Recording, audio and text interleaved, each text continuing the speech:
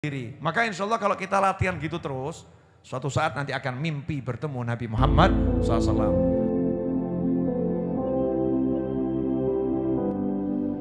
Klik subscribe dan like video ini sekarang juga dan komentar. Sedikit saja. Nadamtuhu ala sofa fataba aishi wasofa wa kuntu ahwa kurbahu wa waslahu fa as'afa. Jadi ini Habib Ali Habsyi, pecinta dan yang dicintai oleh Nabi Muhammad SAW.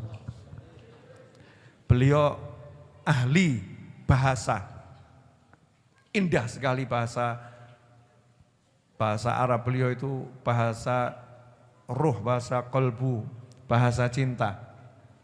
Salah satunya ini, nadamtuhu ala sofa, di saat jernih, saat jernih, aku berbincang-bincang, bercakap-cakap, munadamah, ngobrol berdua. Dengan siapa? Dengan baginda Muhammad sallallahu alaihi wasallam. Jadi kalau orang-orang soleh itu melamunnya itu melamunkan Nabi Muhammad SAW. Diamnya itu, ya Nabi, Assalamualaikum. Itu dipanggil hening, gitu. Sepi, sunyi. Yang dipanggil Rasulullah SAW. Fadaba aishi wassofa. Kalau udah begitu hidup jadi enak semuanya. Jadi kalau kita ini ngucap salam sama Kanjeng Nabi SAW kok hati masih kemersek gitu. Aneh gitu.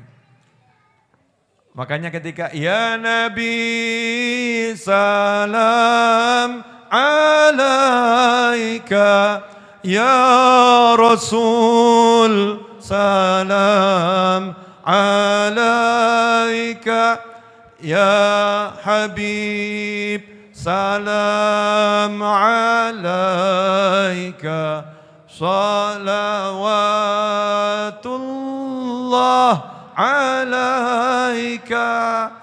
Hati kita yang bicara, bukan lidah. Alisan turjumanul qalb. Hati ini kan cuman penerjemah isi hati. Jadi hatinya ngomong dulu, baru lisannya yang bergerak. Hatinya udah manggil, ya Nabi. Enak loh ya. Ngobrol berdua, walaupun rame di tengah pasar, di tengah manusia, di tengah keramaian. Tapi Allah sofa, hatinya enggak mikir yang lain. Nah ini kadang-kadang kita enggak ngucap salam sama Kanjeng Nabi SAW, tapi hatinya itu enggak ikut ngucap salam. Hatinya enggak berada bersama Nabi Muhammad SAW. Makanya kita didoakan terus sama Habib Ali Habsyi kalau baca Simtudur di akhir tadi. Di hadapan Rasulullah termasuk orang yang hadir. Banyak orang itu yang di hadapan Rasul tapi enggak hadir di hadapan Nabi Muhammad SAW. Di maulid Nabi tapi hatinya enggak di maulid Nabi. Di solawatan untuk Nabi SAW, hatinya enggak solawatan kepada Nabi Muhammad SAW. Na'udzubillah min dzalik. Meskipun dapat barokah, kita enggak bicara barokah, tapi rugi. Hadza jamalul Mustafa, ini loh keindahannya Rasulullah SAW. Nikmatono gitu. Tapi kenapa kita enggak bisa menikmati? Seperti begini loh. Ada matahari jam 12 siang enggak ada mendung, tapi enggak bisa lihat. Namanya apa itu? Namanya apa? Kalau ada orang ditunjukkan kilo padang, srengenge, panas, dia nggak bisa lihat. Namanya apa itu? Yang keras. Namanya apa? Nah, kalau ada keindahan Nabi Muhammad SAW nggak bisa ngerasa, no. Namanya apa? Namanya apa gitu? Kan begitu. Kalau kita nggak bisa merasakan ketika sholawat, nggak bisa merasakan kehadiran Nabi Muhammad SAW. Ada yang nanya, bagaimana Beb ketika sholawat kok merasakan kehadiran Nabi? Lah apa kamu enggak baca sabda-sabda Nabi Muhammad SAW? Siapa yang bersolawat kepadaku, siapa salam sama aku jawab solawat dan salamnya. Bayangkan tuh, salamku juga artinya ada salamnya Nabi menghampiri kita. Kok kita enggak iso seneng tuh? Assalamualaikum ya Rasulullah, salamku juga untukmu. Mestinya kan maknyes adem. Kau enggak bisa merasakan semua itu kenapa? Karena buta. Karena kita terhijab. Hijabnya apa? Hatinya mikiri yang lain. Alhamdulillah Kanjeng Nabi SAW itu rahmatan lil alamin. Gak seperti para istri. Ya, suaminya ngelirik titik ngamuk. Betul Bu? Bu, kalau kamu ngajak bicara suamimu terus suamimu mikir yang lain, kira-kira marah atau enggak marah? Marah atau enggak marah? Nah, untungnya Kanjeng Nabi Muhammad SAW itu rahmatan lil alamin. Ya wes lah. Ya, salamku kok enggak direspon, ya udah gitu. Kanjeng Nabi SAW itu lomonya luar biasa. Walaupun salam kita modelnya jelek, salamnya Kanjeng Nabi enggak mungkin jelek. Paham ya? Misal gini, jenengan ngirimi saya tempe. Lah kalau saya mau balas ngasih tempe, enggak mungkin tempe yang jelek. Ya kan harga diriku toh ya. Masuk tempenya elek, tempenya Habib Novel elek, kan harga diriku jatuh. Kanjeng Nabi SAW kalau jawab salam tuh udah diajari sama Allah Ta'ala. Balaslah dengan salam yang lebih baik. Tidak ada salam yang lebih baik dari salamnya Kanjeng Nabi Muhammad SAW. Mesti ya apik, tapi ya rugi toh kita. Dikirimi apa-apa nggak iso ndelok gitu loh ya. Dikirimi yang the best kok nggak bisa merasakan nikmatnya. Ruginya luar biasa. Fataba aishi wasafa wa kuntu ahwa kurbahu, kata Habib Habsyi. Dulu saya pengen bisa dekat dengan Nabi Muhammad SAW. Pengen aku ini bisa dekat dengan Rasulullah SAW.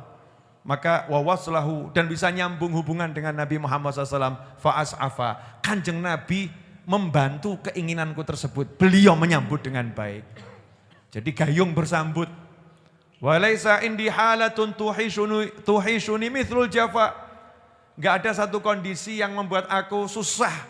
Ya kecuali kalau dijauhi oleh sang kekasih.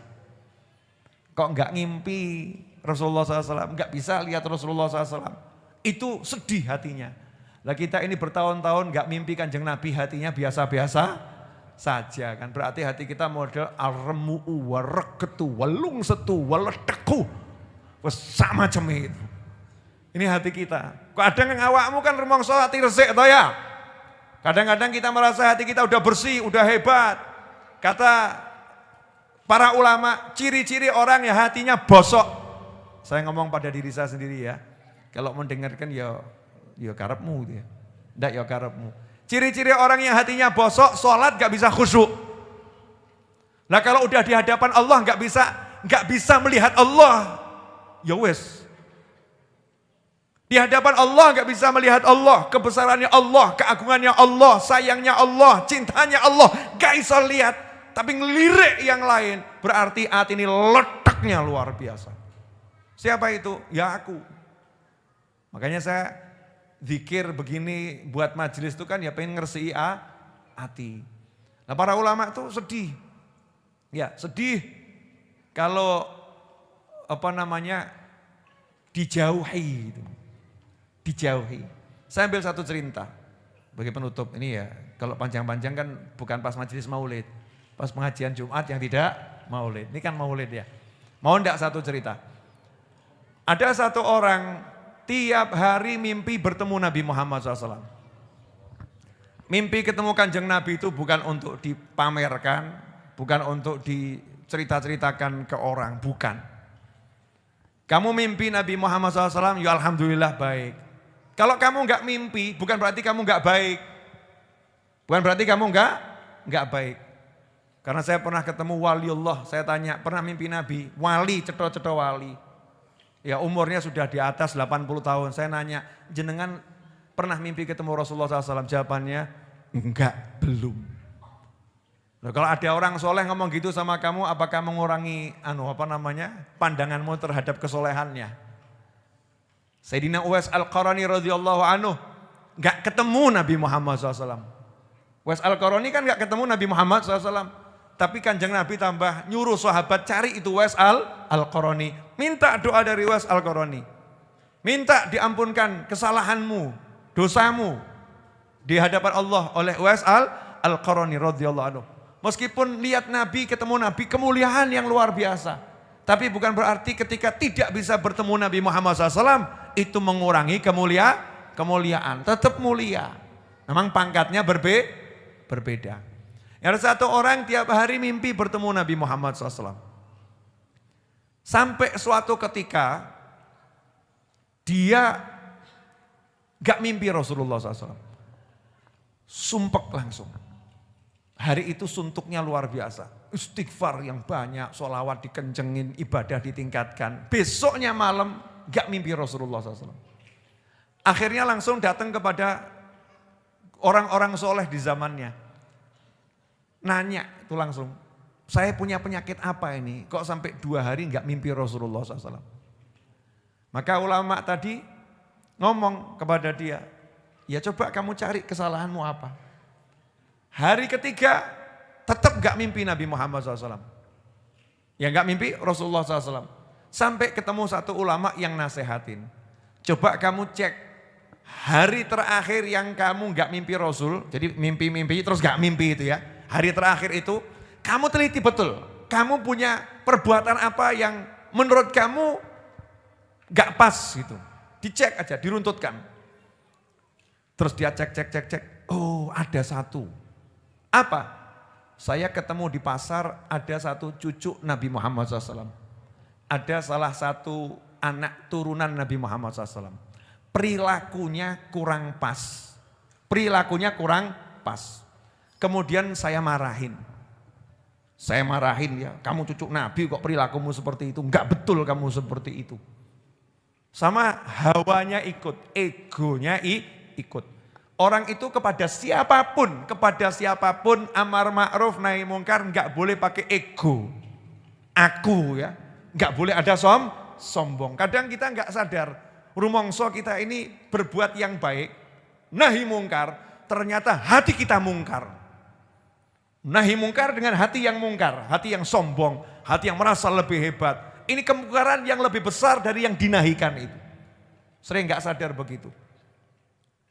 Ibu juga tuh kadang tuh ngamuk sama suaminya, takut sama Allah Pak, yang takut sama Allah Pak. Tapi hatinya merasa aku luwih top timbang awakmu. Sama juga, suami juga begitu. Gayanya nasihatin istri gitu ya, tapi hatinya lebih tinggi, sombong. Maka yang seperti itu sebetulnya lagi berbuat kemungkaran. Saya marahin tadi itu salah satu cucu Nabi Muhammad SAW. Akhirnya kata ulama tadi, ya sudah kamu cari sampai ketemu minta maaf.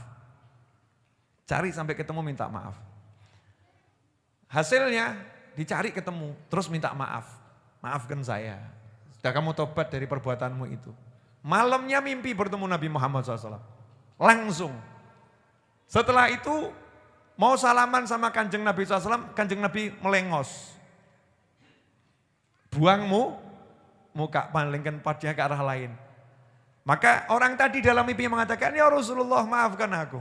Maafkan aku. Maka saat itulah kanjeng Nabi Muhammad sallallahu alaihi wasallam dalam mimpi tersebut berkata kepada orang soleh tadi tentang persoalan fikih. Rasul nanya soal fikih, urusan warisan. Nabi nanya, kalau ada muslim meninggal dunia punya warisan, anaknya beragama Islam, tapi anaknya maksiatnya luar biasa. Pertanyaannya, masih berhak terima warisan atau tidak berhak terima warisan? Maka dijawab oleh ulama tadi, berhak. Maksiat tidak bisa memutuskan ahli waris dari haknya mendapatkan warisan. Kalau dia murtad, naudzubillah min dzalik, keluar dari Islam, baru haknya tercabut.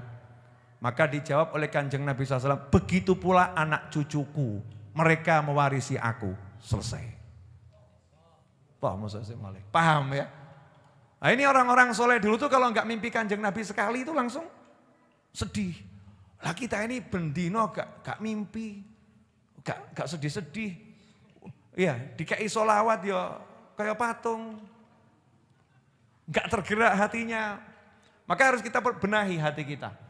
Jangan sibuk ngurusin manusia, sibuklah urusi diri sendiri. Jangan sibuk melihat keburukan orang, sibuklah cari keburukan kita sendiri. Jangan sibuk cari kekurangan orang, sibuklah cari kekurangan kita sendiri. Jangan sibuk memperbincangkan orang, sibuklah perbincangkan keburukan dirimu sendiri. Maka insya Allah kalau kita latihan gitu terus, suatu saat nanti akan mimpi bertemu Nabi Muhammad SAW.